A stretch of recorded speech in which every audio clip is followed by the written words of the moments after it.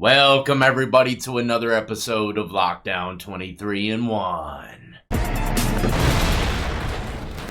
That's right, today I got another roundup of lockup and crime related stories. The first story is going to be an update on a true monster. Look, there's two stories that I've followed throughout time that just makes my blood boil. I mean, there's a bunch, but these two in particular really stick out, okay? The Casey Anthony situation, I feel as though she should be rotting in prison the rest of her life. That's just my 2 cents. And second of all, Chris Watts, which he's already rotting in prison. And today I got a little update on his life behind bars. Not to mention the situation that happened in England with the correctional officer, the video of her sleeping with an inmate. I'ma speak of that one because I seen the video. So let's get right into it. If you enjoy this type of content, all things lockup and crime related, then this is where you want to be. Hit that like, subscribe, notification bell before you leave, and check out my playlist with many more videos for you to start watching today. So like I said, we're going to start off with the Chris Watts update, coming from one of his former cellmates, Dylan Tallman. Not to mention a couple pen pals and other people that's been in contact with him. Which surprises me. I didn't think he had another cellmate. I thought he was in a cell by himself the whole time. He might be now, I don't know. The article begins saying Chris Watts is in a hell of his own making as he serves a life sentence in a small cell at the Dodge Correctional Institution in Wisconsin. He hardly talks to anyone, instead choosing to read his Bible and to ponder the wife and 2 young daughters he ruthlessly murdered in 2018. The Post has spoken to 3 people who have had contact with the 39-year-old killer behind bars, and they all have stated that he lives a very lonely lifestyle. He's gained significant weight and lost just about all of his hair. God, I wish we could have an updated photo of that. He might lose a few pen pals when they see how much him honey bun's been sticking to him. It makes me sick though that this guy's able to sit in a cell, gain weight, off of snacks guaranteed, after he done killed his wife and kids. It just don't make sense. It goes on saying that the triple murderer often avoids eye contact with other inmates for his own safety. I doubt it's for his own safety. It's probably because he's ashamed to even look at anybody, knowing that they know what he's done. When he attends Bible studies, he often keeps to himself and doesn't talk to new people at all. A lot of guys would like to get their hands on him, said Eddie Neves, who spent a year at the prison alongside Watts. He killed 2 little girls who didn't do nothing to deserve it. He's the lowest of the low at Dodge. A lot of people want to get their revenge for those girls. Look, I'm going to be 100% honest with y'all, man. If I didn't have all the kids that I got now, and I knew that if I did something to someone in prison, it would risk me coming home to them, I wouldn't do it. But if I was single, didn't have no kids, no obligations, and I was put in a cell with Mr. Watts, I'm not even going to say what I would do, but it would definitely be something pretty treacherous. You know, there's no way that someone like that could be living with me. I just keep on thinking about what he did to those little girls, man. It would make me boil inside. It's making me boil right now thinking about it. The former cellmate continues saying that they protected him at Dodge. If the guards weren't always around, everyone would have taken a swing at him. Those sentiments are echoed by Watts' former cellmate from 2018 to 2020, who said that Watts is often in danger behind bars. He's an outcast, said Dylan Tallman, who worked on a yet unpublished devotional book with Watts. When people found out that his victims were 2 little girls, they wanted to kill him. He had nowhere else to turn. I think I was his only friend. And you know what, man? Just by you being his friend is making me feel some kind of way about you. It says at times when he would talk about the murders, his eyes would turn so black. His one-time pen pal, Cheryl Cattle, says he would just get a different look on his face. And he talked about it so nonchalantly, like going down to get a cup of coffee. He's in the head, said Neves. When you're in prison with a lot of guys who did really bad things, but you're still considered the worst person there, that means you're just an evil individual. Yeah, if everyone in the prison is looking at you like the worst person on earth, it's a surprise to me that someone hasn't gutted him in that cell block yet. At least you know the correctional officers in Dodge are doing their job. They're dodging a bullet keeping him alive. But, you know, guys like this, Chris Watts and other individuals, has taken a lot of lives and they're not sentenced to death.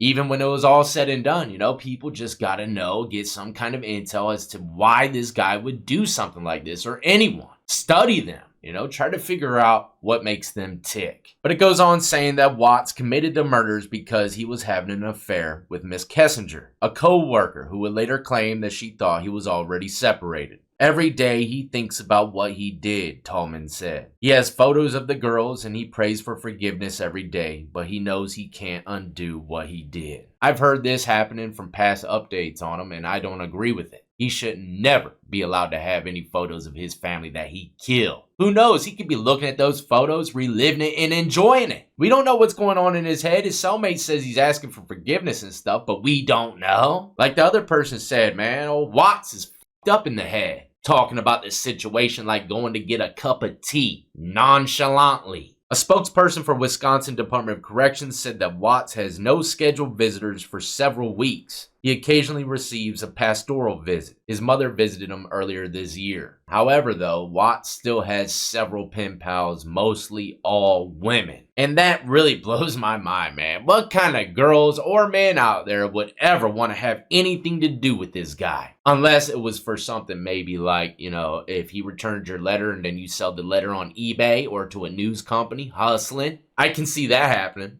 But that's an update on Chris Watts. Seems like he's at fear for his life, pretty much in torturous situation all by himself. And like I said in all my previous updates of Chris Watts, I can almost 99.9% guarantee later on down the road, chances are, if you were to ask me, an inmate's going to try to take his life. Just my 2 cents, I don't think he's going to duck a situation like that his whole bit. If I were to bet, it's probably when his level decreases just a little bit and they move him out of Dodge or something. Even though he'll still probably go to a special unit, it doesn't matter. New prison means new correctional officers, which means a possible chance of them not giving a f*** that you die. Now, like I said in the beginning, the Casey Anthony story really boils my blood as well. Where is she at nowadays after beating that treacherous case? Well, it seems like we found her during her Disney World trip. How dare she go to Disney? I don't care if she was found innocent or not. Nobody's gonna ever forget Casey, never. Your life will never be the same. But these are some photos of her at Disney, flipping the bird, checking in with her little drinks, ready to have a good time. I don't know who she's there with. It just blows my mind that she chose to go to Disney. Right? Am I tripping, or is that pretty crazy to y'all as well? Anyways, not much to speak about her. I just want to show y'all some updated photos of what she's been doing. Next up, we're traveling down to England, ladies and gentlemen. That's right, get your tea and scrumpets ready. The title of this article is, As an Ex-Prison Officer, Here's What I Think About the Jail Sex Video Scandal. Let's see what they have to say. Just in case you weren't sure, prison officers are not allowed to have sex with inmates. Given the recent footage that has been circulating on social media, allegedly of a female officer at HMP Wandsworth, coupled with the fact that the prisoner who was apparently filming the clip was doing so on a smartphone while blazing up. Well, they said while appearing to smoke. I had to put my own words in there. It would be fair to ask what, if anything, is actually banned in prison. The officer in question has been arrested and charged with misconduct in public office. It's important to say at this stage that she has not been convicted or yet stood trial, but the video nonetheless may reveal something deeply worrying about the state of our prisons in England. Looks like normal prison situations in the US has finally swam across the pond. Welcome to the US prison life, England. I used to watch COs give hand jigs from a window from door to door. Like taking a sheep to the shears. Every sheep gets a little taste. Well, in prison, the only sheep that get touched is the ones that pay. But I'll tell you what, hand jigs are way cheaper than a whole full package. I was a short timer. I'd rather spend my money on poker tables. But the officer says there was a time not so long ago when the alleged actions of the prison officer would have been almost impossible. Certainly when I joined the service in 2012 as a 22-year-old prison officer at a high-security men's jail, that kind of thing was unheard of. Having sex with a prisoner in a cell during an association period? I don't think it could have happened. The very basic part of prison staff is jailcraft. It's a term knowing the whereabouts of your fellow officers at all times. Prisons are even designed this way. Long straight corridors guaranteed to clear line of sight. Then it would have been inconceivable to me that the other officers at HMP Wandsworth could have had no idea where their colleague was. Well, I'm here to tell you, look, prison guards ain't perfect. All them monitors, something might go unseen. Especially if the guard wasn't due to make no rounds, but she decided to make them anyway and step into that cell. Sometimes, master control ain't paying attention unless they got an assigned time for these COs to make their rounds. Then they'll watch closely. So the person working the cameras is either in on it or just made an honest mistake and wasn't paying attention to her making rounds. The correctional officer continues saying, I am just horrified as anyone else at what has been alleged. Because this is what happens when you cut staff to... Oh, God. Here we go. Cutting staff. Don't you dare sit there and tell me that the staff shortage excuse has made its way to England. Oh, man. Short staffed, man, for eternity. What do you expect? Of course people are going to die. We're short staffed, you know. Hire some people. We're short staffed, man. Then you shouldn't be locking so many people up, should you? Blows my mind, man. They're using this line even over there in England. But it says because it's what happens when you cut staff to an extent that conservative governments have. You can't have a clear line of sight to the officer you are working alongside if that officer doesn't exist. That was a good line, believe it or not. But never fear, the Ministry of Justice has launched a significant recruitment drive to attract people to the service. Well, the video that I've seen, I'm not going to lie, it's probably going to attract a lot more females. And you know, some people might be asking, why would this girl dare to do this with 2 inmates in the cell? First off, she had to have known him a little bit to trust him, right? Because you go into a cell like that, man, anything could happen, man. Those guys could really take advantage of you. So my 2 cents, I think she knew him for quite a while. Probably been doing business, bringing things in and out for him for years.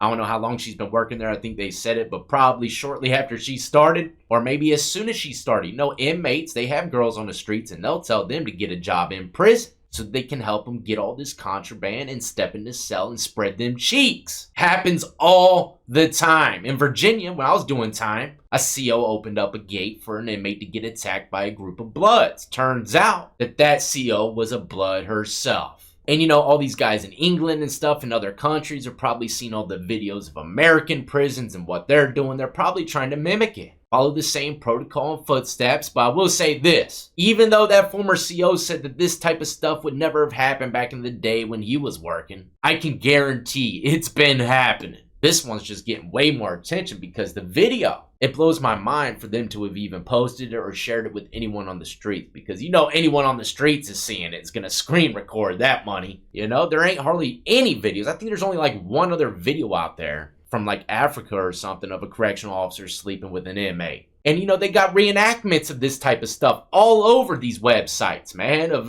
a fake inmate sleeping with correctional officer. I mean, every genre you can think of, for the most part, they made a porn video on it. But for this being authentic and like the only tape out there of this kind, I guarantee it will be a legendary video forever. I mean, this girl was walking around in a thong in the cell, pulled it to the side with her little maintenance belt still on. Homeboy burning her up, smoking a Jaybird, passing it to his homeboy while he's recording the whole situation. But honestly, you know, every inmate's dream is to bag a nurse or a correctional officer. Unless, you know, you got a girl on the outside waiting for you. That's your dream. But people doing long stretches, they strive to get themselves on one of those. Nothing better than having a female staff member in that prison under your wing. But that's a wrap, ladies and gentlemen. Hopefully you enjoyed today's roundup of lockup and crime-related news. Stay tuned, though. I got plenty more content coming your way. I don't want y'all missing anything, and the only way for y'all not to miss anything is by hitting that subscribe button and hitting that notification bell to all. Until the next time, though, as always, y'all be easy, be safe, and more importantly than anything, stay free.